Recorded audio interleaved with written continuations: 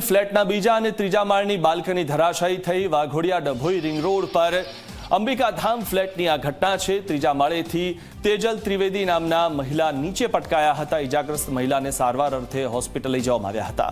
બાલ્કનીનો કાટમાળ નીચે પડતા વાહનોને પણ નુકસાન થયું હતું। ફાયર વિભાગની ટીમે બિલ્ડિંગને ખાલી કરાવી છે। બાલ્કની તૂટી પડતા 30 પરિવારો હવે રોડ પર આવી ગયા છે। વૈકલ્પિક સુવિધા આપવામાં આવે તેવી પણ રહીશો માંગ કરી રહ્યા છે। તો બાલ્કનીનો ભાગ અચાનક ધરાશાયી થયો હતો અને તેમાં મહિલા ઇજાગ્રસ્ત થયા છે। જે આ બિલ્ડિંગ જોઈ રહ્યા છો ખૂબ જ જર્જરિત આ બિલ્ડિંગ છે અને વૈકલ્પિક સુવિધા આપવામાં આવે તેવી પણ રહીશો માંગ કરી રહ્યા છે। ભયંકર અવાજ આવ્યો તો અમને એવું થયું કે શું થયું। તમે બહાર નીકળ્યા તો ગેલેરી બધી પડી રહી હતી તો અમે બધા ગભરાઈ ગયા અને પછી થોડો અવાજ બંધ થયો પછી અમે નીચે ઉતર્યા તો બધી ચીસ હતી ને અમે બધા પણ ગભરાઈ ગયા હતા। અમે પહેર્યા કપડે બહાર નીકળી ગયા છે। અમારી પાસે ચપ્પલ બી નહોતા, કશું ઘરમાંથી લેવા પણ નથી રહ્યા અને અત્યારે રોડ પર બેઠા છે। અમારી હાલત બહુ જ ખરાબ છે। અત્યારે અમને ખાવા પીવાનું કંઈક બહારથી કોઈ આજુબાજુની સોસાયટીથી આપી જાય તો અમે જમીએ છીએ ને તો જમવાની બી પ્રોબ્લેમ જ છે। અમે અત્યારે સીલ મારી દીધું છે, કોઈ જવા નથી દેતા અંદર અમને અને અમારો સામાન બધો અંદર છે, કપડાં નથી અમારી પાસે। એક બેનને બહુ જ વાગ્યું છે, આઈસીયુમાં છે, એમની હાલત બહુ ગંભીર છે। નીચે પડી ગયા તો એમની તો નાની 1.5 મહિનાની બાળકી છે। હવે નાની બાળકીનું શું થશે?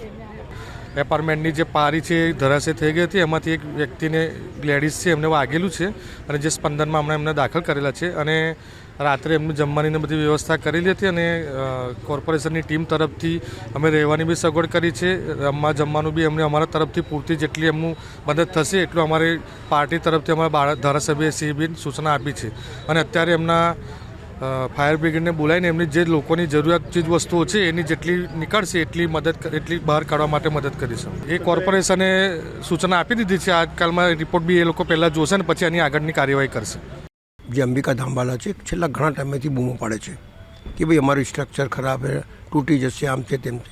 જે તે વખતે હું મળેલો ત્યારે મેં કીધું કે થોડા તમે પૈસે કાઢો, થોડા પૈસા હું આપું છું તો એટલે આપણે રિપેર કરી દઈએ। પણ બચારા ગરીબ છે, ક્યાંથી પૈસા કાઢે? કેવું તકલાથી કામ કર્યું, કારણ કે ગરીબ છે, કોઈ પૂછવા જાય નહીં એટલે કામ હાવ નીચલી કક્ષાનું કામ કરેલું છે એટલે આ બિલ્ડિંગ પડી ગઈ। સદભાગે કોઈનું જાનહાનિ નહીં થઈ, એક જણને વાગ્યું છે પણ જો વધારે કોલેપ્સ થઈ હોત તો લોકોની શું હાલત થઈ હોત। એટલા બધા ઘરો ખાલી પડેલા છે આવાસ યોજનાના, એમાં તારે શિફ્ટ કરી દે।